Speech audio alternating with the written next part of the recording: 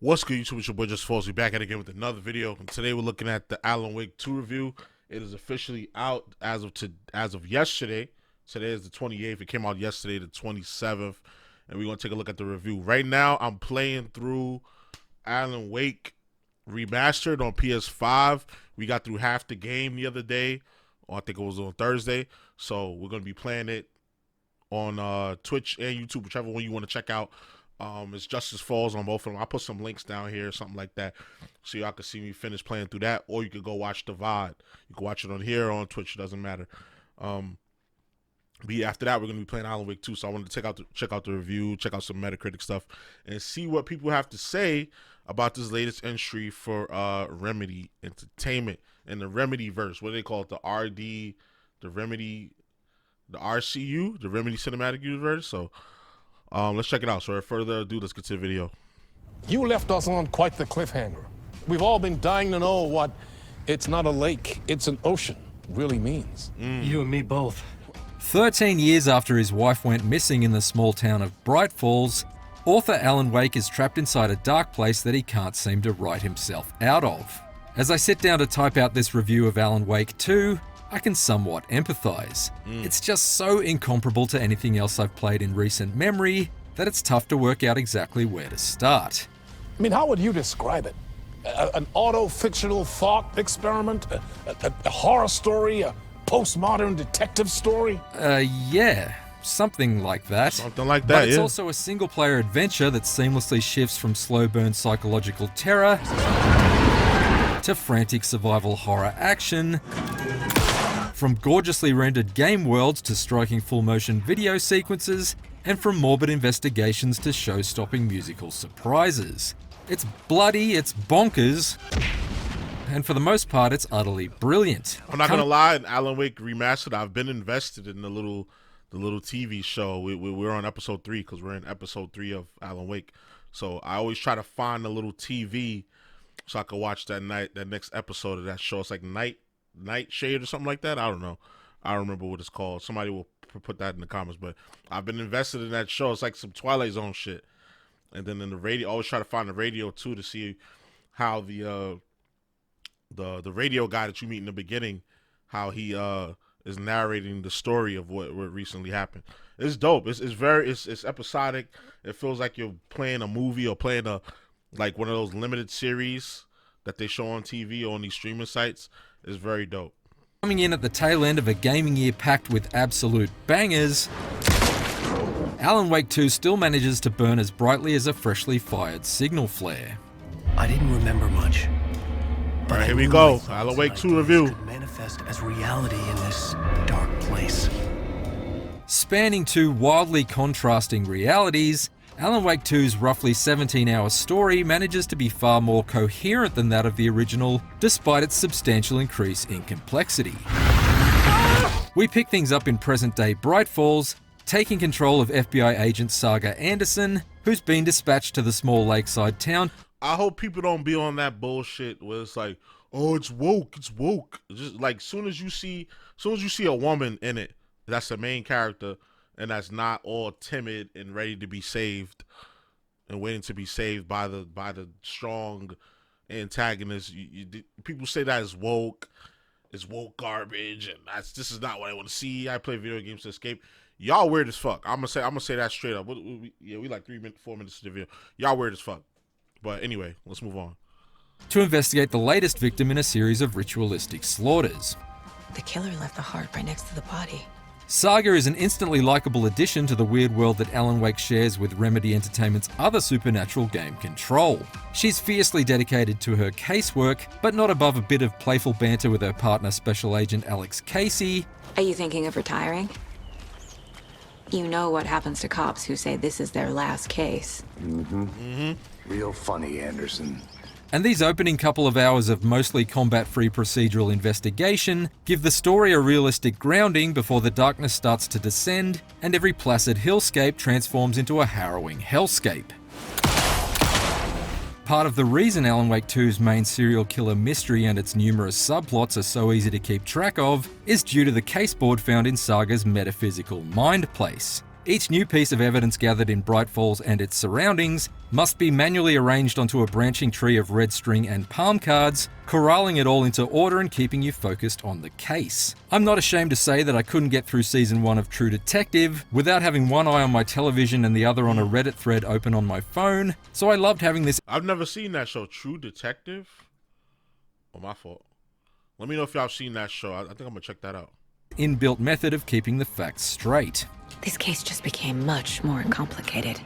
As Saga's investigation progresses in the early moments of Alan Wake 2's story, each discovery raises more unsettling questions than it answers. Like, why do so many of the locals act as though they've known Saga for years? I'm sorry. Who are you? And why is the janitor from Control performing karaoke in a local town hall? Okay then. Cause it's that RCU, it's them elements, man. See, Remedy, y'all know what y'all doing. Y'all smart.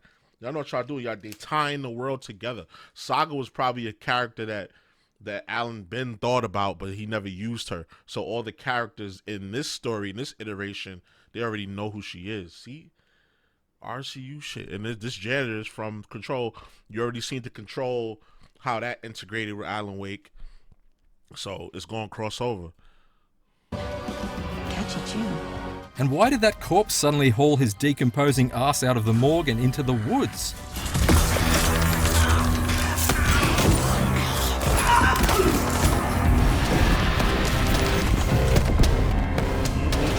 The mystery deepens still when Alan Wake washes up onto the shore of Cauldron Lake, rambling about the dark place and surprised to learn he's been missing for the past 13 years.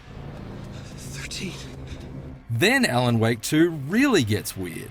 From here, the perspective shifts back and forth between Saga's search for the truth in Bright Falls and Alan's desperate attempts to escape his doomed dark place dimension, with both sides gradually bleeding into each other in increasingly unpredictable and discombobulating ways. They act like they've known me for years. This keeps happening.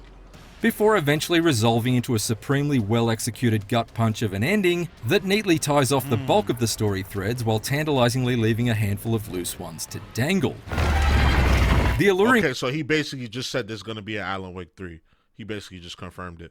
power of its contrasting environments only further enhances its mystery. While the lakeside shores of Bright Falls present some stunning sunset scenes and detail-rich forest surrounds, it's the grimy, neon-soaked New York Plaza setting of Alan's reality that really shows off the immense skill of Remedy's team of artists. This rotten slice of the Big Apple is a haunting otherworld that I found consistently compelling to explore. Alan's stages also stimulated a different part of my brain by introducing some enjoyable environmental puzzles. Using a paranormal desk lamp, Alan can absorb the energy from one light source and redirect it to another to physically alter the world around him and open up new paths forward. It's a dazzling trick and one that grows in complexity over time. Determining the right sequence to manipulate multiple light sources progressively ups the challenge involved in unlocking each new area to examine.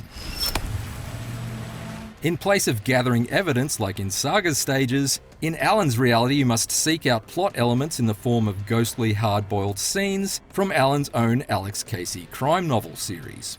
Caldera Street Station. They came Max Payne. The exit wound of a bullet. They should, instead of this Alex Casey shit, they should have just put Max Payne in it, because that guy looks and sounds like Max Payne anyway. We've done some other reactions to this IGN first stuff that they're doing, and this guy, it looks and acts like Max Payne. You should have just put Max Payne in the game, tie it in, fuck it. This can then be rewritten into Alan's present scenario to distort his reality into disturbing new dioramas that bring him closer towards the dark place's exit.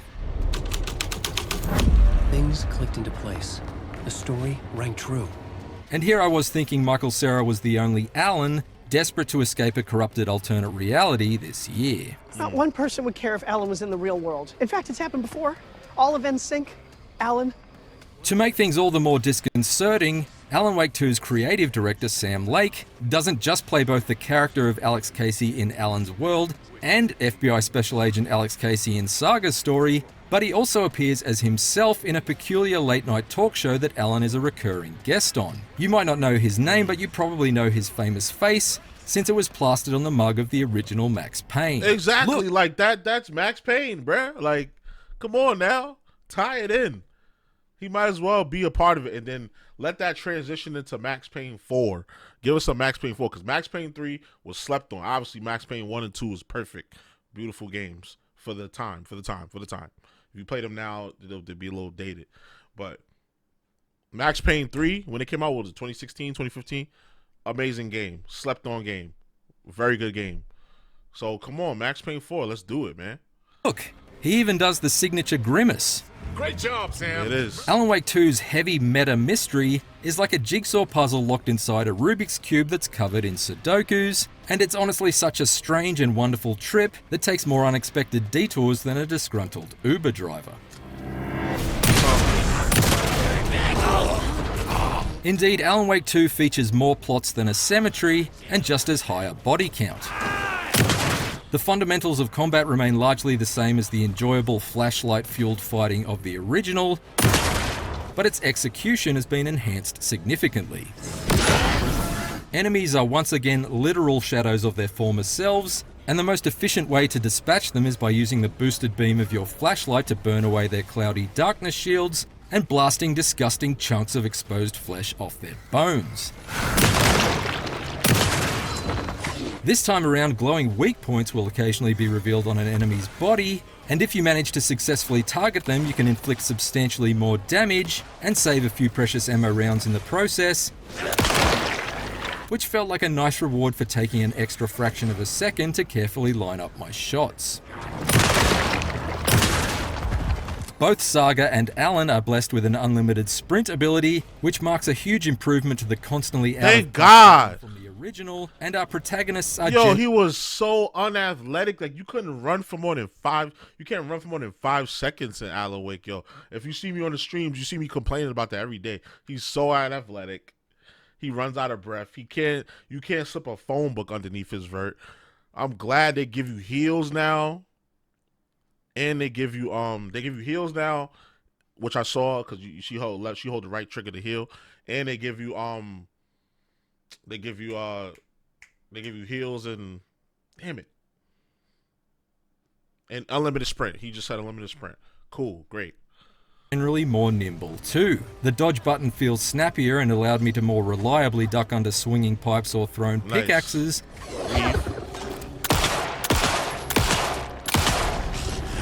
And it even works on the ground should you be knocked off your feet, allowing you to quickly roll out of harm's way and avoid any potential follow-up attacks.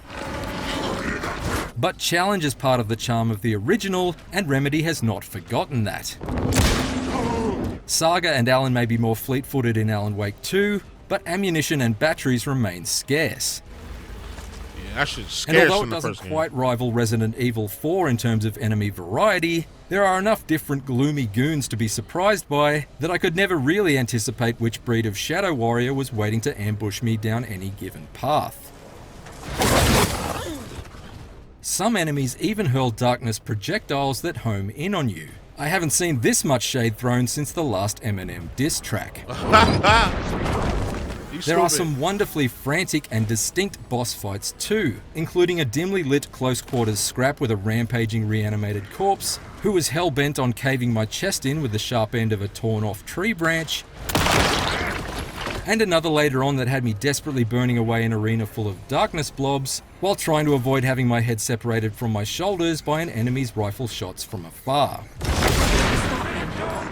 I hate those. I hate those like busy work kind of encounters. Like you're purposefully setting me up so I can get hit.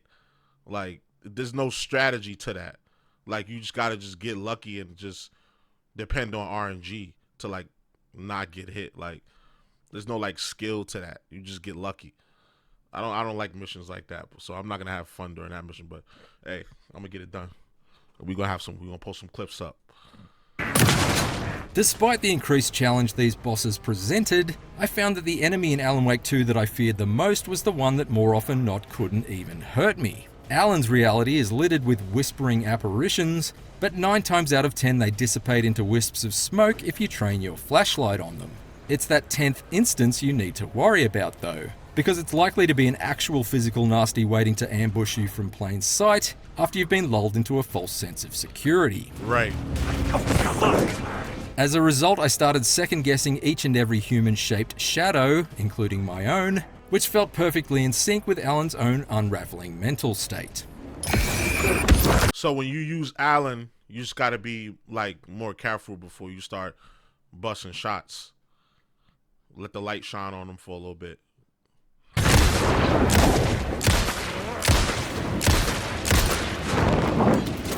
Alan's mental health isn't the only thing here that isn't as strong as it could be. Although the different arsenals of the two playable characters each boast their own advantages, their individual skill trees seem somewhat lopsided in their implementation. Whereas Alan's Words of Power skill tree features 21 different skills that can each be potentially upgraded up to 3 times over, Saga's upgrades are limited to just 3 buffs for each firearm in her inventory, and each comes at such a high cost of the collectible manuscript fragments hidden around Brightfalls that by the time I'd reached the end credits I'd only invested in a handful of them. Furthermore, and in contrast with Alan's impressive environmental remixing, Saga is regularly saddled with a few too many survival horror stereotypes, like fuse boxes to repair and combination locks to solve, although the latter at least require some pretty creative solutions at times. I should take a look around for a way to open this thing. Still, any issues I had with Alan Wake 2 sank without a trace like an out-of-towner in Cauldron Lake, washed away by the torrent of other things it gets right. You better give it a 9. You better give it a 9. They've been giving out 9s lately. I think that's what they're going to do with this one. But there's been a lot of good games coming out, so they've deserved these 9s. So, let's see.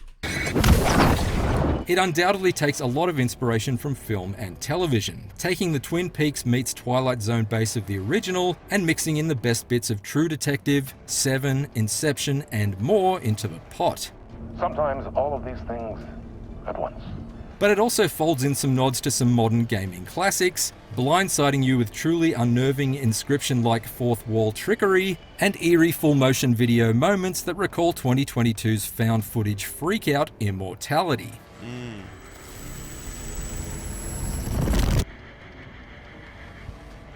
You look In sharp one with that truly shoot, astonishing early game That's so moment that I clean. don't want to completely spoil here, it even briefly becomes an interactive musical.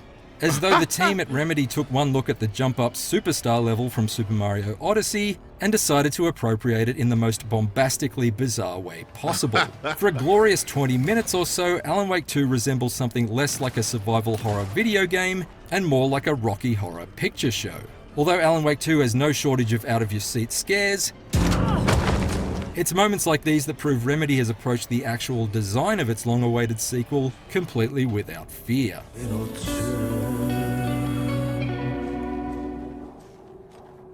There we go. I said a 9. I said a 9 Is originally. one of the boldest and most brain-bending survival horror storylines this side of Silent Hill 2, presents it with uniformly immaculate art direction and audio design, and reinvigorates the series' signature light-based shooting as though it's been locked and loaded with a fresh pack of energizers. Even though its skill upgrade systems seem a little superfluous, and there were a few repeated cliches in Saga's story that stuck in my craw, I nonetheless found both sides of this twisted tale to be endlessly fascinating, frequently fear-inducing, and consistently surprising. Alan Wake 2 is a superb survival horror sequel that makes the cult classic original seem like little more than a rough first draft by comparison. Thank you. That means so much to me. For more IGN reviews, check out our verdicts on Ghost Runner 2 and Skull Island Rise of Kong. And for everything else, stick with IGN. Matter of fact, ain't that the developer? Yeah, that is the developer. That's one of the developers. This dude, this Max Payne dude. Yeah, it's one of the developers, like one of the lead developers. So much to me. For more IGN reviews, check out our verdicts on Ghost Runner 2 and Skull Island Rise of Kong. And for everything else, stick with IGN.